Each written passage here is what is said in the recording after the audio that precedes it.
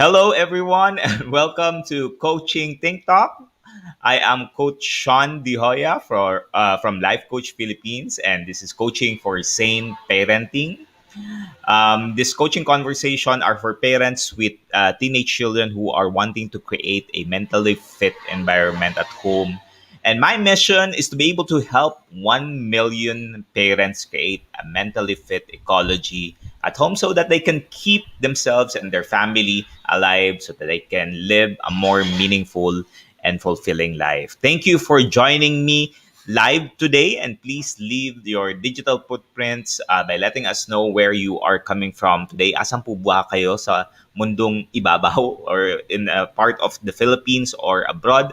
Please do tag a friend and circulate this video to help us reach more individuals who might be in need of what I'll be sharing for you for this session. You may also want to tag or give a shout out to your friends in there, to the people that you care for. You want to be able to greet and reach out to more people who can we can inspire more with the messages that we have. You may If you're watching this on a replay as well, please do comment hashtag replay. I'm streaming via FB Live of Life Coach Philippines and also YouTube channel Coach AI Connect. Ayan po, Coach AI Connect. If you are new to our platform, please like, follow, and subscribe so that you will get regular updates, daily updates, weekly updates, all of the updates that you have in there for videos, learnings, and anything that would empower you or help you with your either your coaching skills and also with your skills in any areas of your life that would support you to be successful. All right, so let's begin. Today I'm gonna talk to you about that awkward silence. Ayan, mapag-usapan natin tong awkward silence na to, and why is it that at times, the awkwardness of the silence can be so deafening. 'Di ba? Nakakaano, parang hindi ano na yung next na sasabihin mo. And at most times ayaw din natin na may silence. Gusto natin na lahat ng space at a time ay may sinasabi ang tao or may naririnig tayo. All right? So if this is the first time you're joining me, if this is the first time you're seeing my face, this is the first time you're hearing my voice, I am Coach Shaun. I'm a professional life coach, and I'm also a mental health coach from Life Coach Philippines. And I am a son, a husband, a father, a brother, and a friend. So yan po ang mga roles that I play. I'm also a life coach. But for this instance, I am a father, and my focus is in the area of self-leadership. And as I've said, I want to help parents be able to manage their children or help their children manage themselves well so that they can be successful. I help people, have clarity in their dreams, their demands, their actions, their desires, so that they can create a kind of destiny that they want to live. At times, di ba, there's a lot of things that's happening in our life right now. There's a lot of things that we need to do, a lot of people that we need to please, na nakakalibutan natin yung gusto natin gawin sa buhay. And the things that we want to achieve in life. So if that is something that you want to work towards on, that is something that you have this heart for, na parang may kulang sa buhay. Na gusto ko pang, I want to achieve more in life. I want to be able to see things in life. I want to be able to experience more in life. Then come and join me. Let me help you. Let me support you in that journey. One of my strengths also is humor. Humor is one of the biggest things in a skill that you can learn for you to be able to be more confident about who you are. You can be courageous of the things that you would do in your life, na lahat ng bagay kaya mong gawin. And humor is one thing that you can start honing on, you can start developing as a skill. So that is something that you can do because it allows you to laugh at, your failures, laugh at times na things are not going well, that you would just stand up and do the things that you need to do. I'm also doing this coaching profession full time since I left the corporate world back in 2019 after 14 years of successful career in the call center industry. So that is where I'm focused on. That is where really my full attention is on. And that is something that I've been doing for the longest time as a doing forecasting, planning, scheduling, and real-time management. So yan yung ginagawa ko. And as I've said, my mission is to be able to help 1 million parents. Yan yung gusto kong tulungan for them to be able to create a mentally fit environment at home so that they can focus on, making a more meaningful and fulfilling life and fulfilling relationship with their friends, with their family members, with their parents, and all of these things na um, we value in our life, especially as human beings. We are relational beings. We want to be able to connect with other people in the process. All right. So thank you, Coach Tin. Happy birthday, Coach Tin. Today is Coach Tin's birthday. She is now 25 years old. Yan, 25 years old na po siya. And she's celebrating her birthday today. So happy birthday. And Coach Trisha, maraming salamat. Congratulations on your class yesterday. It was a beautiful, I love the pictures, and I know that your students, enjoyed their moment in there. So congratulations. All right. So let's talk about awkward silence, di ba? Yan, na-experience nyo na ba to? Minsan tinatanong nyo yung sarili nyo, not sure if it's an awkward silence or it's an comfortable silence. I remember a time during classes that we have with Master Coach A that when she tells something or she teaches us something, eventually the room starts to just quiet down, di ba? Wala nang nagsasalita, tapos yung mga tao tumitingin na lang sa taas, tumitingin sa baba, tumitingin sa kaliwa, sa kanan, yun na lang may ginagawa at hindi na sila makapag-express and they don't know what to do next. And for most people, this awkward silence could be, there's a lot of feelings happening here and there and we're not really sure ano naman sasabihin ko, may sasabihin ba ako, may gusto ba akong gagawin, o yan, sabi ni Coach Trisha, nagpapanik na ako kapag after magsalita, may awkward silence. Di ba Coach Trisha kagabi, I'm not sure if you've experienced that with your class na parang pagkatapos mo magsalita, parang tahimik lahat ng mga tao. Hindi mo sure kung ano na yung next. And I've experienced that a lot of times, even during back in the corporate world where I have a meeting, then I discuss something, then eventually tahimik na yung mga tao. So naisip ko, ano ba? May nasabi ba ako? Did I say something that's not good? Did I say something that people got insulted? So madami nang tumatakbo sa isip ko, may fear na ako na baka may nasabi akong hindi maganda. And these are the things that runs into our mind and we start asking, worth it pa ba akong andito at may sasabihin pa ako? So that is the sound of silence, di ba? So ano ba yung sound of silence, di ba? The sound of silence can be a dead air, di ba? Parang tahimik na lang lahat. It can also be crickets, di ba? Parang may crickets na naman. Yung tumutunog, kruk, kruk, ano ba yan? Hindi ko maano. Or may owl, yan yung isa, parang kruk, kruk, kruk, kruk, yan. Or uwak ba yun? It can also, you're saying daw, may dumaan na angel, an angel passed by. These are the things that parang bigla kang nag-silence.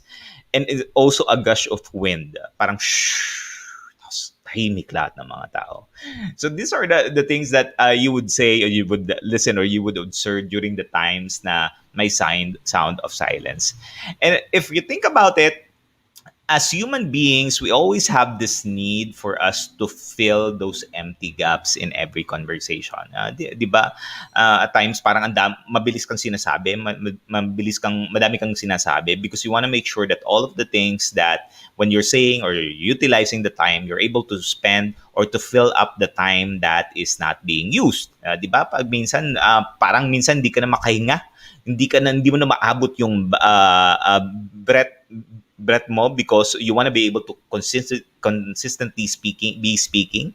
And thinking about this and reflecting on it, one of the things that the reason why you consistently say and you don't have that space of silence is because the expectation as well in the corporate world. Di ba? Pag hindi ka nagsasalita, ibig sabihin may mali kang ginawa.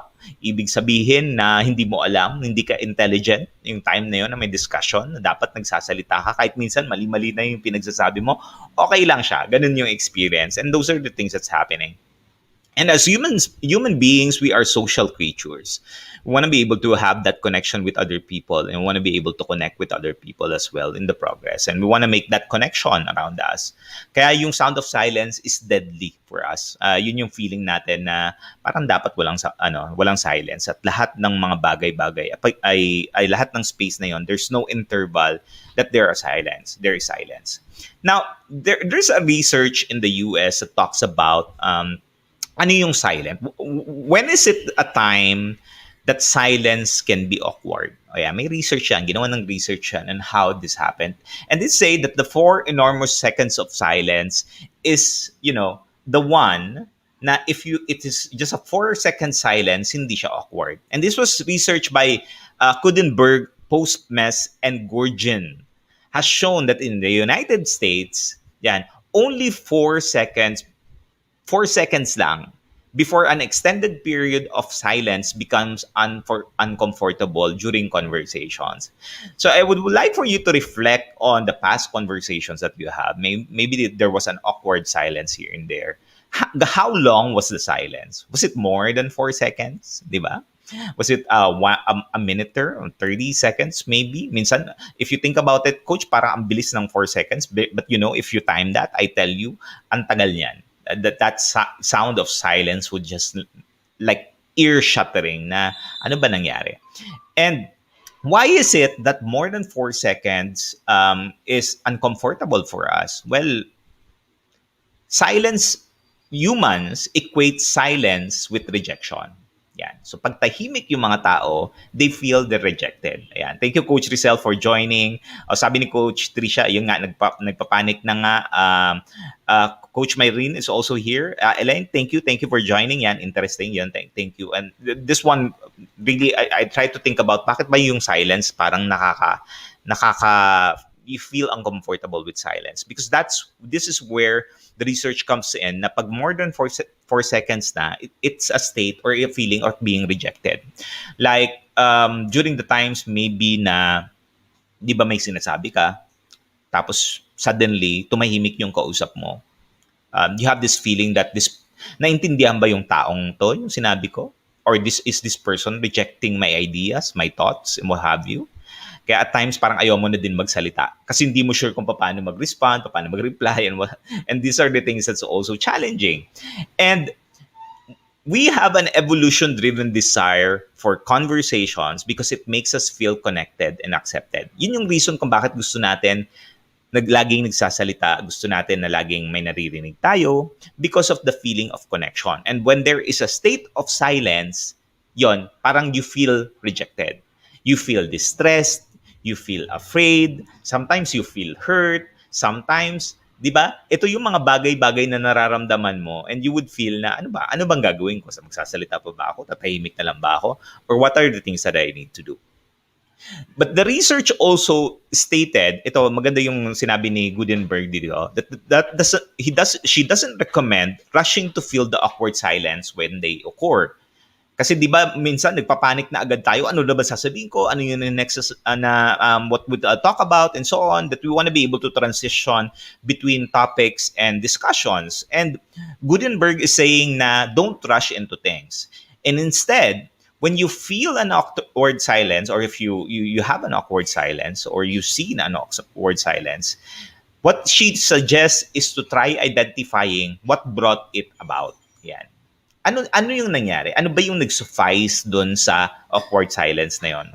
Were people feeling, or was it because due of the disagreement? Maybe nag-usap kayo, tapos medyo hindi kayo nagka-agreehan doon sa insights mo, sa thoughts mo, and ideas mo, and suddenly you felt that you need to be silent, or maybe the other person was? Was it a controversial statement in which may narinig ka tapos parang ayoko munang magsalita dito kasi ito yung mga bagay-bagay na I try to avoid at all cost, di ba? Like talking about politics, political topics, and religion. This is something na ako medyo ano lang muna tayo dyan, because people have different perspective and as such. And we think about it, during the silence, we need to remember that everyone is experiencing the disruption in conversation. It's just a feeling that it's an uncomfortable feeling which you are also experiencing, and the other person is experiencing too. So the moment that there is a silence, that as a great opportunity for you to start reflecting. Now, ito yung common for any normal conversation. But in coaching, silence is a powerful thing that we utilize. Yan, powerful yung silence. Thank you, Ayan, Mayor Leonard, salamat for joining. Coach Marife is also here. Congratulations again, Coach Marife. Maraming salamat. And Coach Candy is here as well.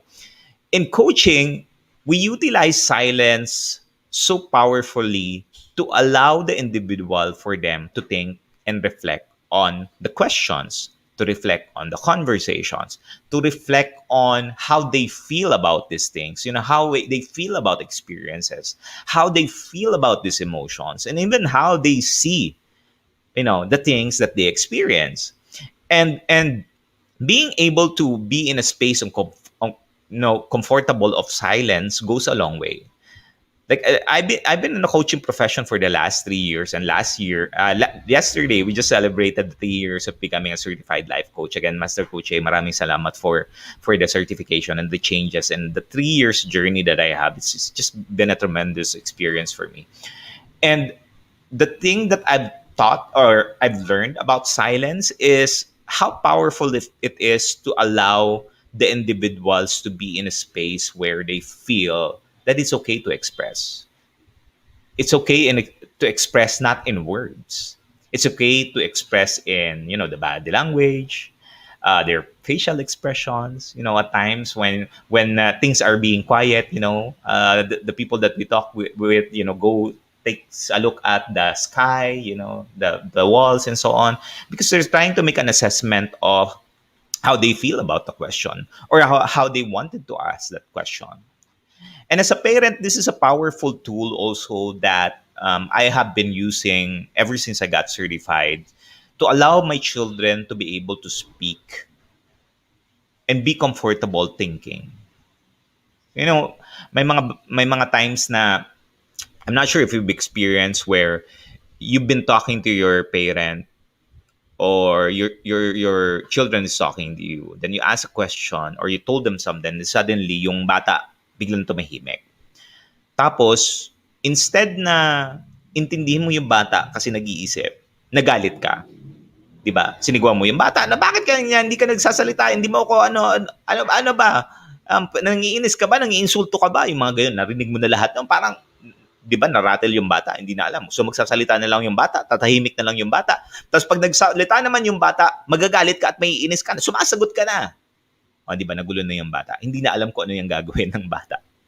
And these are the things that I tell you, if you as a parent or even an individual, you're able to learn how silence would really help the individuals reflect on the things, I tell you, it would just make the relationship far, far better than what it is. Yan. Coach Weiser is also joining. Maraming salamat.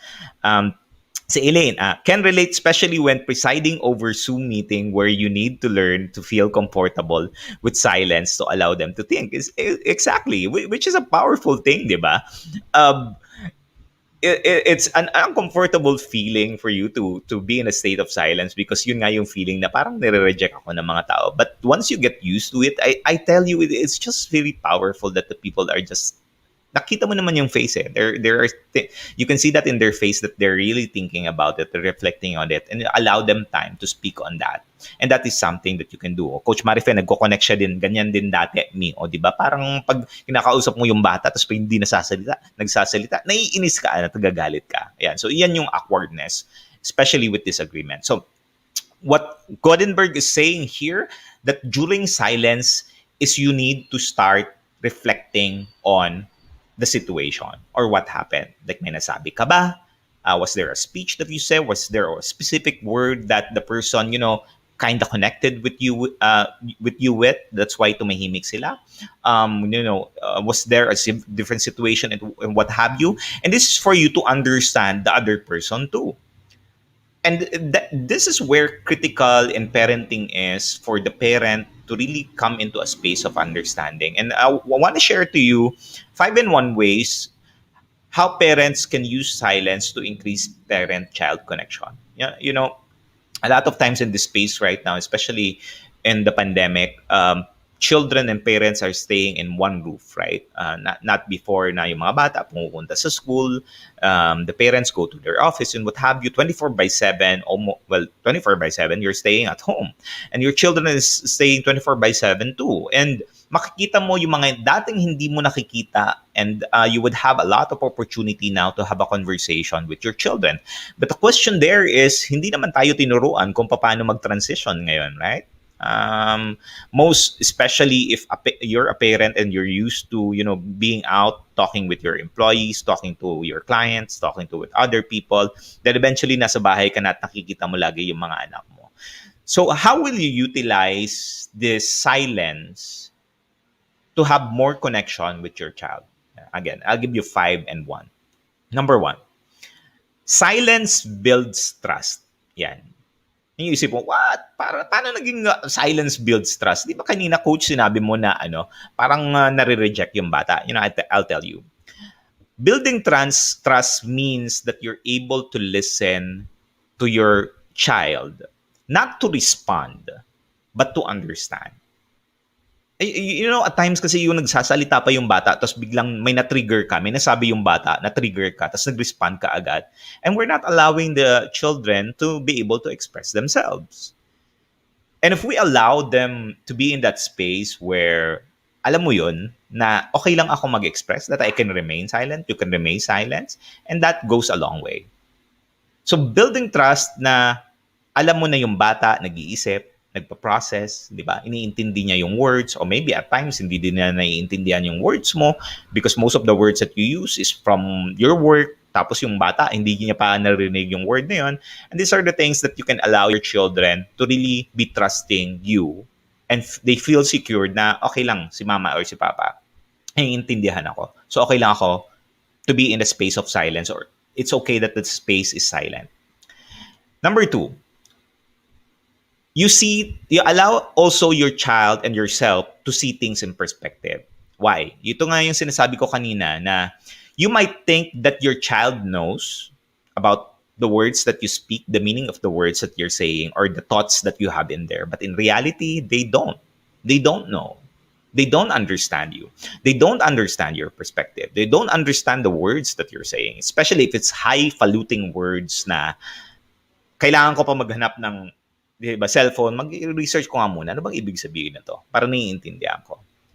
So, doing this, hearing silence or putting yourself in a space of silence allows you to see things in perspective, to understand, sabi nga kanina, di ba, na tingnan mo, may nasabi ka ba na hindi naintindihan ng bata? May nasabi ka ba na na-hurt yung bata? May nasabi ka ba na hindi nakapag-connect yung bata? So, you would come into a space of that perspective to understanding na, okay, maybe I need to change the way I speak. Maybe I need to change the way, my tone of voice. Maybe I also need to make the changes on my face, because the face, sometimes you make this face na parang iniisip mo yung bata mo ba, matalino ba? Yung bata ba? O parang medyo babagal-bagal? May mga ganong faces ka, like what I'm doing right now. Thank you, Master Coach Jasmine, for joining. Number 3, when you use silence, you also show care to others, to your children. This is a sign or a way for you to empathize with your child. At times, di ba, our children cannot find the right word for them to express themselves. At times, maybe they felt hurt before, tapos hindi pa nila ma-express yung feeling nila, naandun lang sila, and they just want you to be there, to just, stay silent, di ba? Na you just hug them, or they just would have this feeling na kung iiyak sila or nalulungkot sila, that they will feel your warmth. They will feel your comfort. They would feel na andyan yung nanay ko tsaka yung tatay ko. Na andyan lang sila makikinig. Or kahit hindi makinig, they would just be there when I'm ready to have that conversation.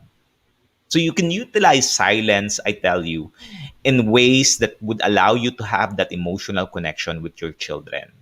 And even in silence, you can make connections. I tell you that it happens. Number 4, silence also is a way for you to empower your children. Empower your children to think for themselves. Di ba, na-experience nyo ba yung time na narinig nyo siguro yung parents nyo? Pag-usapan muna natin yung parents natin na tumahimik kayo tapos ang daming sinasabi ng parents natin. Na minsan, can you allow me some space to think, to process it? Kasi nga, yung feeling na pag may silence, you're being rejected. They're being rejected. But when you learn the power of silence, I tell you, it's a powerful tool for you to utilize to empower your children to think for themselves, solve their own problems, and take a look at things in a perspective that allows them to really be creative on how they will manage their life moving forward. Number five, also, silence is an opportunity for you to get answers. O, di ba? Minsan, binabarage natin yung bata ng lahat ng mga words and so on. Bakit di ka nagsasalita? Kaliwa kanan na, tapos sasabihin ng bata, paano naman ako magsasalita? Hindi ka tumitigil. Tapos nagalit ka pa. Barrage ka ulit. Hindi na nagsalita yung bata. Kaysa magsalita o hindi na magsalita, hindi na lang magsasalita. Total, papagalitan mo din naman eh. Pag pinagsabihan mo, pag nagsalita sa'yo or sumagot sa'yo, papagalitan mo. Pag di nagsasalita, papagalitan mo o di hindi na lang magsalita. O para walang effort, di ba? So, being in silence allows your children to really have an opportunity to answer you and for you to get answers. Because at times we over explain things. As a parent, we over explain things. We get so angry with our children that they don't speak. And, pausing allows the children to think. Diba? 4 seconds of silence, if you can extend that more, much better. But again, come into a space in the heart na you want the child to really listen and be given an opportunity to think for themselves. O yan, Coach Kennedy, sumasagot ka pa, ganun, o di ba? Para tas napalo ka pa, parang nag-iisip nga ako, mami, daddy, nag-iisip ako. So ano nangyari? And lastly, this is the one. Silence also allows you to center yourself. As parents, we can go non-stop. And we're not creating a opportunity for us to think about our life right now, to think about our relationship, to think about the situation, to think about our house, to think about the things that we need to do, to think about what's important to us. We lose sight of giving this opportunity to just be in the moment, to make a reflection,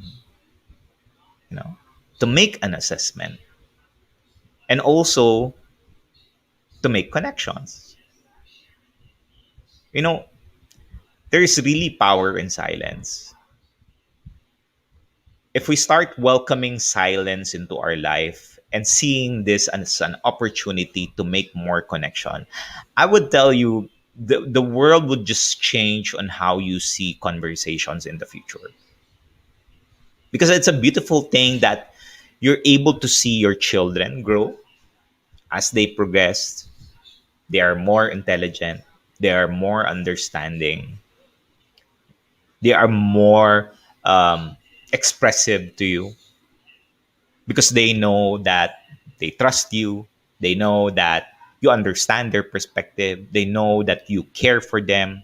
They know that you're there because you want the best for them. You want them to solve their own problems. And you're there because you want your children to help them find the answers that they need and what they're looking for.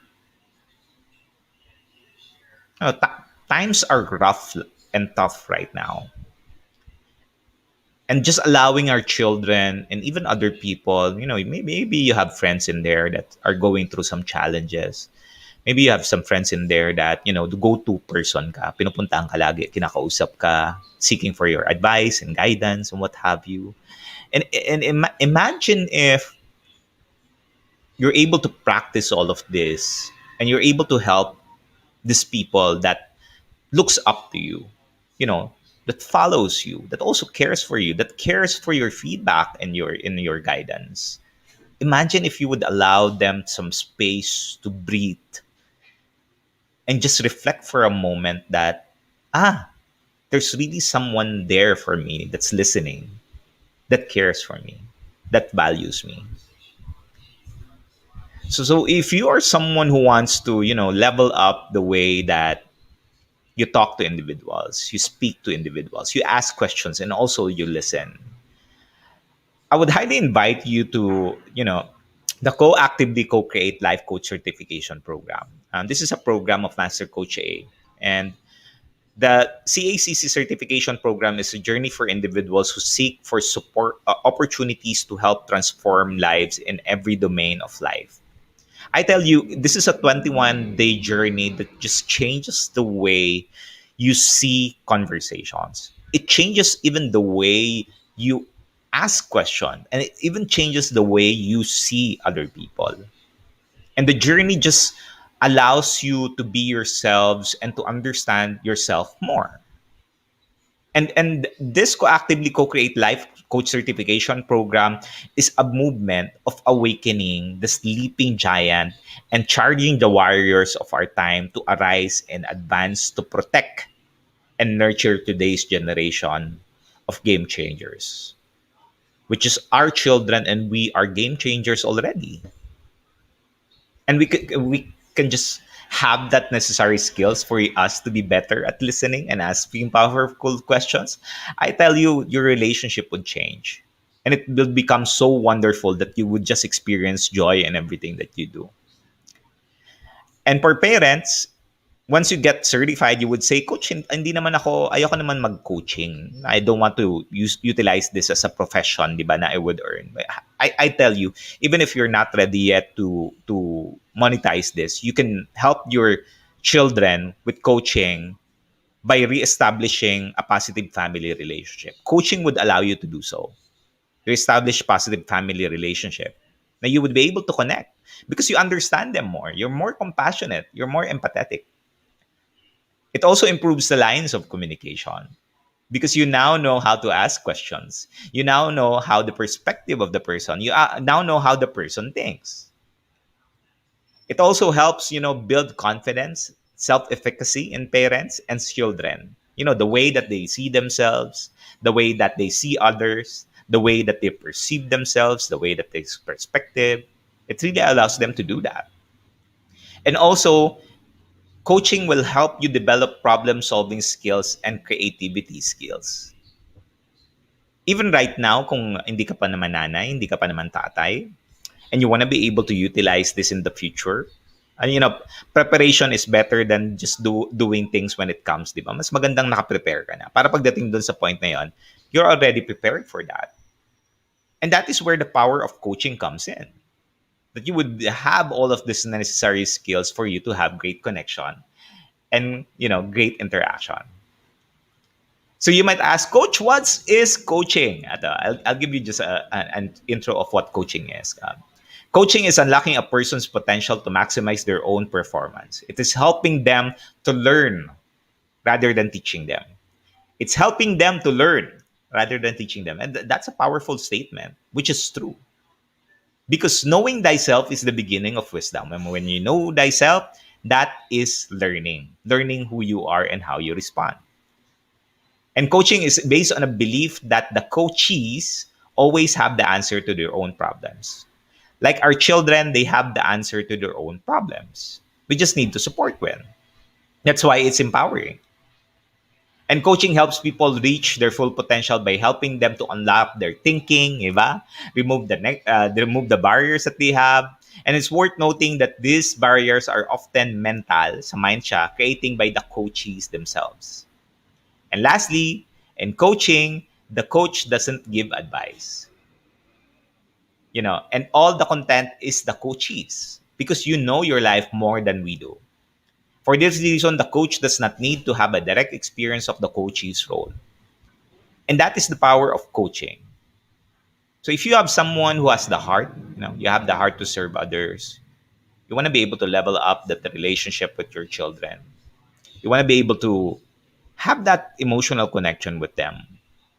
Na at the end of the day, na when your time, you're called by God, you would say na, hey, I'm okay. Okay na akong, Lord. I've already done my mission and I know that in my heart, I am at peace that my children will do well. And this is something that's so powerful that I will tell you, it will change the trajectory of the future. So for those of you who watch this video, I'm offering you a free gift. This is an ebook. It's a healthy habits, the stages of change. So if you're wanting to change your mindset on the way that how silence is, you know, I would just like to ask you to like my page, Coach Shaun De Hoya, and just message me there. Then I'll send you this ebook. And what will happen is you would have a deeper understanding of how the stages of change is happening, in your life, and how you can continuously move towards making it a habit for you to make silence as a tool to allow individuals to trust you, to communicate with you, and to share to you ideas. Because if we're able to do that, you know, life just becomes more joyful and peaceful. So again, I invite you to actively co-create life coaching certification program. Please connect with Coach Rizal through 0917-586-1661, or you may send your email to connect@mastercoacha.com for any inquiries whatsoever. Join us in the profession. Join us in the life coaching profession. If you have the heart and passion to change and to help people's lives change, join us. It's going to be a powerful um, investment. And you have a lot of people in there as well who are coaches who will support you in your journey. Ang ganda ng feeling. Bumait ako sa life coaching. Sobrang bumait ako dito sa life coaching. And I can't emphasize that more. I can't emphasize more the way life coaching has helped me create a better relationship with my children. Like my daughter right now is an entrepreneur, and I cannot imagine that we're able to help her become an entrepreneur. So powerful experience. So don't wait for that. This is a great opportunity for you to finally start helping the people more than how you are helping them today. Kasi meron ka ng skill in coaching eh. And this one would level that up on the way that you connect with others. So thank you very much for joining me this morning. I hope you're able to get some learnings out of this. I would really encourage you to share your learnings in your page, your timeline. So utilize hashtag Pack My Bag. That helps a lot. And spreading positivity and learnings in the digital space. Join that. I tell you, it will go a long way for us to be able to help others. So as I end this conversation, let me invite you to be part of what we are doing as an organization. Again, inviting you for another coaching conversations later at 4 p.m. at 2 p.m. pala, which is with Coach Nords. Coaching for intentional living. So balik po kayo 2 p.m. same page. And at 4 p.m. it's gonna be Coach PB naman for coaching for self-literacy at 4 p.m. So 2 p.m. and 4 p.m. more learnings in there. I tell you, Coach Nords and Coach PP would just be able to help you move towards whatever you're achieving in life. And the learnings in there are so powerful, it would just change the way you see the future. I would also like to invite you again for Master Coach Ace Actively Co-Create Life Coaching Certification Program. The program is comprehensive, and it's a 21-day web-based journey and a 3-day life coaching boot camp with Master Coach A, and you also have a 3-day business boot camp. So afterwards, if you want to monetize this, you have an opportunity to teach you on how to create the business. The program package also comes with a lot of freebies and bonuses. Just connect with Coach Rizal again, 0917-586-1661 to discover the opportunities waiting for you in this profession. All right? Once again, maraming salamat. Again, thank you, Elaine, for joining me this morning. Maraming salamat. And for the rest of the coaches, maraming salamat. Coach Bill, maraming salamat for joining. And Chelsea, thank you very much for joining. Once again, I am Coach Shaun De Hoya from Life Coach Philippines for Coaching Think Talk. Coaches like us think and talk like this. This is us in the Philippines. Maraming salamat. Labam boom, dabam boom, dabam boom. Thank you everyone for joining me. Talk to you again soon. Bye-bye.